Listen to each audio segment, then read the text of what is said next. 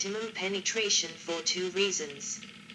If the charge is detonated too close, there is not enough time for the jet to fully develop. But the jet disintegrates and disperses after a relatively short distance, usually well under 2 meters. At such standoffs, it breaks into particles which tend to tumble and drift off the axis of penetration, so that the successive particles tend to widen rather than deepen the hole. At very long standoffs, velocity is lost to air drag, further degrading penetration. The key to the effectiveness of the hollow charge is its diameter. As the penetration continues through the target, the width of the hole decreases, leading to a characteristic fist-to-finger action, where the size of the eventual finger is based on the size of the original fist. In general, shaped charges can penetrate a steel plate as thick as 150% to 700%, 46, of their diameter, depending on the charge quality. The figure is for basic steel plate, not for the composite armor, reactive armor, or other types of modern armor. Liner. The most common shape of the liner is conical, with an internal apex angle of 40 to 90 degrees. Different apex angles yield different distributions of jet mass and velocity. Small apex angles can result in jet bifurcation, or even in the failure of the jet to form at all. This is attributed to the collapse velocity being above a certain threshold, normally slightly higher than the liner material's bulk sound speed. Other wideliest shapes include hemispheres, tulips, trumpets, ellipses, and biconics. The various shapes yield jets with different velocity and mass distributions. Liners have been made from many materials, including various metals, 47, and glass.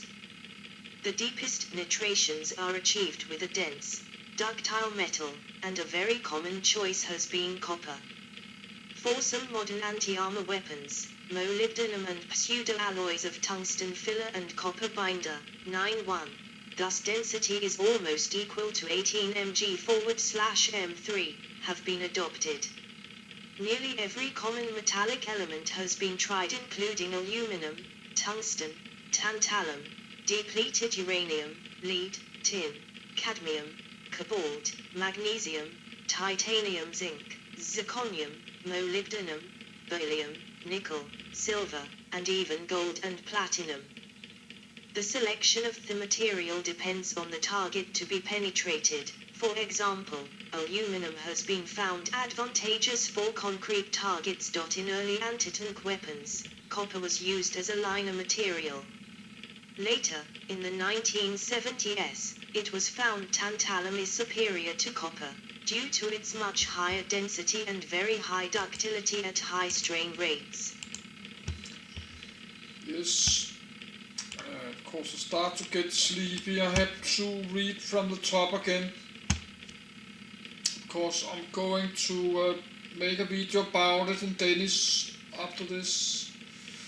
I need to be understand a little bit what I'm reading about. So I'm reading from the top again, but I'll not do that again. Shaped charge. Sectioned high explosive anti-tank round with Venus-shaped charge. Visible sectioned RL-83 blinder side rocket. 1. Ballistic cap. 2. Air-filled cavity. 3. Conical liner. 4. Detonator. 5. Explosive. 6. Piezoelectric trigger. A shaped charge is an explosive charge shaped to form an explosively formed penetrator, EFP, to focus effect of the explosive's energy. Different types of shaped charges are used for various purposes, such as cutting and forming metal, initiating nuclear weapons, penetrating armor, or perforating wells in the oil and gas industry. A typical modern shaped charge, with a metal liner on the charge cavity, can penetrate armor steel to a depth of 7 or more times the diameter of the charge. Charge diameters, CD, though greater depths of 10 CD and above, 1, 2, have been achieved.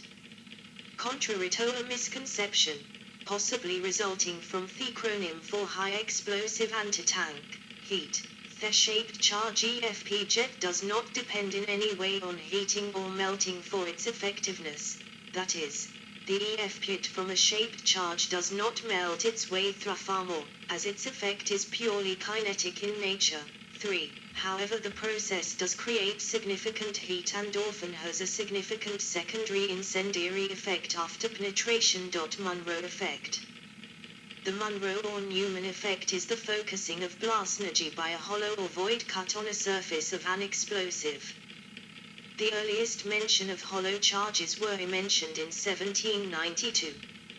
Franz Xaver von Baader, 1765-1841, was a German mining engineer at that time. In a mining journal, he advocated a conical space at the forward end of a blasting charge to increase the explosive's effect and thereby save powder. 4. The idea was adopted, for a time, in Norway and in the mines of the Harz Mountains of Germany, although the only available explosive at the time was gunpowder, which is not a high explosive and hence incapable of producing the shock wave that the shaped charge effect requires. 5. The first true hollow charge effect was achieved in 1883, by Max von Foerster, 1845-1905-6. Chief of the nitrocellulose factory of Wolf and Company in Walls Road, Germany. 7. 8. By 1886, Gustav Blum of Dusseldorf, Germany, had filed U.S. Patent 342,423 for hemispherical cavity metal detonators to concentrate the effect of the explosion in an axial direction. 9. The Monroe effect is named after Charles E. Monroe, who discovered it in 1888. As a civilian chemist working at the U.S. Naval Torpedo Station at Newport, Rhode Island, he noticed that when a block of explosive guncotton with the manufacturer's name stamped into it was detonated next to a metal plate, the lettering was cut into the plate. Conversely, if letters were raised in relief above the surface of the explosive, then the letters on the plate would also be raised above its surface. 10. In 1894, Monroe constructed his first crude-shaped charge SAT-Smiley 11-12. Among the experiments made, was one upon a safe 29 inches cube, with walls 4 inches and 3/4 thick, made up of plates of iron and steel. W. Hen a hollow charge of dynamite 9 pounds and a half in weight and untamped was detonated on it. A hole 3 inches in diameter was blown clear through the wall. The hollow cartridge was made by tying the sticks of dynamite around a tin can, the open mouth of the latter being placed downward. 13. Although Monroe's experiment with the shaped charge was widely publicized in 1900 in Popular Science Monthly, the importance of the tin can liner of the hollow charge remained unrecognized for another 44 years. 14. Part of that 1900 article was reprinted in the February 1945 issue of Popular Science. 15. Describing how shaped charge warheads worked. Describing how shaped charge warheads worked. It was this article that at last revealed to the general public. Yes, I did click by mistake because I'm start to get sleepy. Plate. The lettering was cut into the plate. Conversely, if letters were raised in relief above the surface of the explosive, then the letters on the plate would also be raised above its surface. 10. In 1894, Monroe constructed his first crude-shaped charge SAT-Smiley 11-12. Among the experiments made, was one upon a safe 29 inches cube, with walls 4 inches and 3/4 thick, made up of plates of iron and steel. W. Hen a hollow charge of dynamite 9 pounds and a half in weight and untamped was detonated on it. A hole 3 inches in diameter was blown clear through the wall. The hollow cartridge was made by tying the sticks of dynamite around a tin can, the open mouth of the latter being placed downward. 13. Although Monroe's experiment with the shaped charge was widely publicized in 1900 in Popular Science Monthly, The importance of the tin can liner of the hollow charge remained unrecognized for another 44 years. 14. Part of that 1900 article was reprinted in the February 1945 issue of Popular Science. 15. Describing how shaped charge warheads worked. It was this article that at last revealed to the general public how the United States Army bazooka actually worked against armored vehicles during World War II. In 1910, Egon Neumann of Germany discovered that a block of TNT, which would normally dent a steel plate, punched a hole through it if the explosive had a conical indentation. 16. 17. The military usefulness of Monroe's and Newman's work was unappreciated for a long time.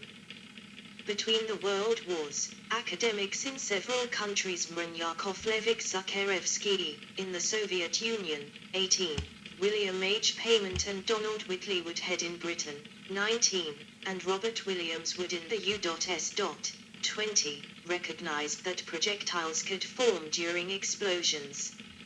However, it was not until 1932 that Franz Rudolf Tomanek, a student of physics at Vienna's Technische Hochschule, conceived an anti-tank round that was based on the hollow charge effect.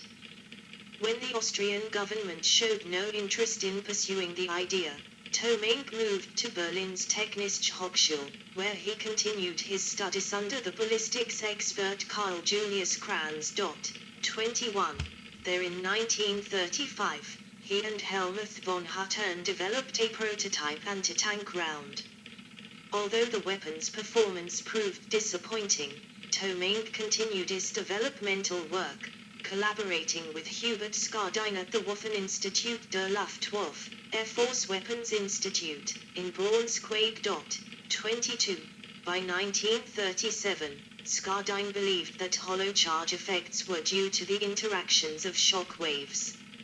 It was during the testing of this idea that, on the 4th of February 1938, Tomanek conceived the shaped charge explosive, or Hollladungsauskleidungseffekt, hollow charge liner effect.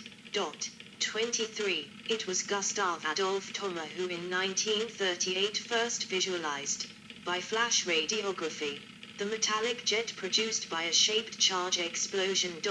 24. Meanwhile, Henry Hans Mohaupt, a chemical engineer in Switzerland, had independently developed a shaped charge munition in 1935, which was demonstrated to the Swiss, French, British, and U.S. militaries. 25. During World War II, shaped charge munitions were developed by Germany, Panzerschreck, Panzerfaust Panzerwurfmine, Mistel, Britain, Pitt, Beehive Cratering Charge, the Soviet Union, RPG-43, RPG-6, the US, Bazooka, 26, 27, and Italy, IFTO Pronto Special shells for various artillery pieces. 28. The development of shaped charges revolutionized anti-tank warfare. Tanks faced a serious vulnerability from a weapon that could be carried by an infantryman or aircraft.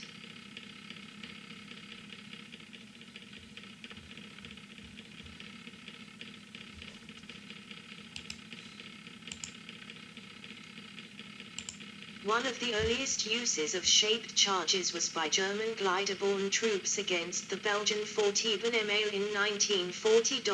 29. These demolition charges developed by Dr. Wolfgen of the German Ordnance Office were unlined explosive charges, 30, and did not produce a metal jet like the modern H-8 warheads.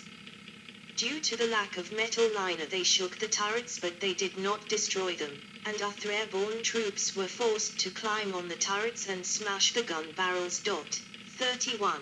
Applications. Modern military. The common term in military terminology for shaped charge warheads is high explosive anti-tank, HEAT, warhead. HEAT warheads are frequently used in anti-tank guided missiles, unguided rockets, gun-fired projectiles, both spun, spin-stabilized, and unspun, rifle grenades, landmines, bomblets, torpedoes, and various other weapons. Protection. During World War II, the precision of the charge's construction and its detonation mode were both inferior to modern warheads. This lower precision caused the jet to curve and to break up at an earlier time and hence at a shorter distance.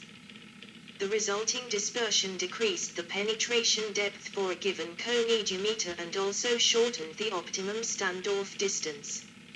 Since the charges were less effective at larger standoffs, side and turret skirts, known as Skazen, fitted to some German tanks to protect against ordinary anti-tank rifles, 32, were fortuitously found to give the jet room to disperse and hence also reduce HE8 penetration. The use of add-on spaced armor skirts on armored vehicles may have the opposite effect and actually increase the penetration of some shaped charge warheads.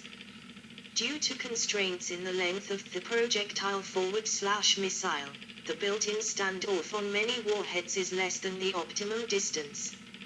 In such cases the skirting effectively increases the distance between the armor and the target, and the warhead detonates closer to its optimum standoff.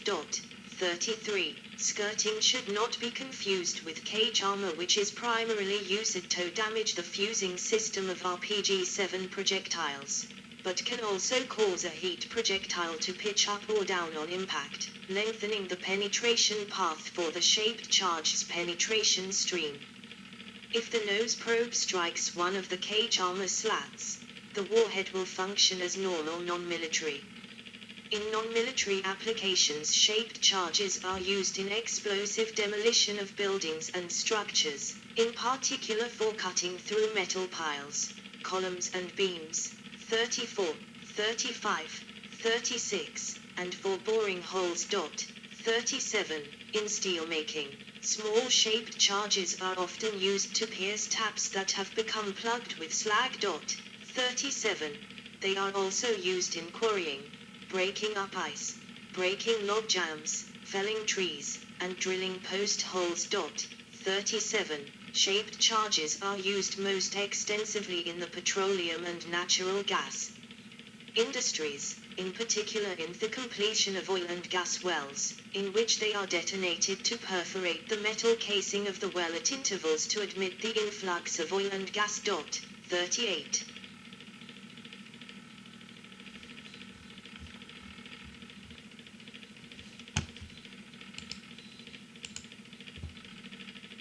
A 4.5 kilograms, 9.9 pound, shaped charge was used on the Hayabusa 2 mission on asteroid 162,173 Ryugu.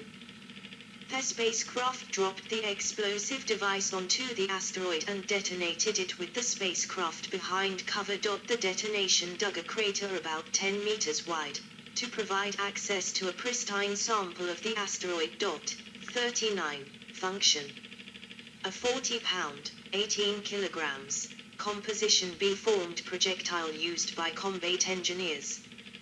The shaped charge is used to bore a hole for a cratering charge. A typical device consists of a solid cylinder of explosive with a metal-lined conical hollow in one end and a central detonator, array of detonators, or detonation waveguide at the other end.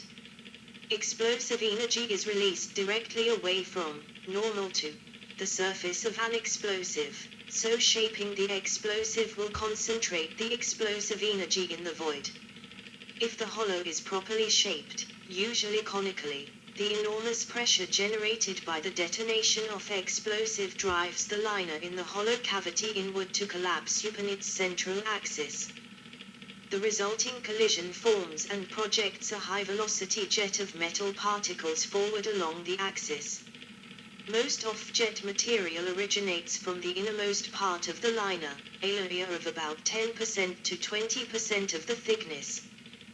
The rest of the liner forms a slower-moving slug of material, which, because of its appearance, is sometimes called a carrot. Because of the variation along the liner in its collapse velocity, the jet's velocity also varies along its length, decreasing from the front. This variation in jet velocity stretches it and eventually leads to its breakup into particles.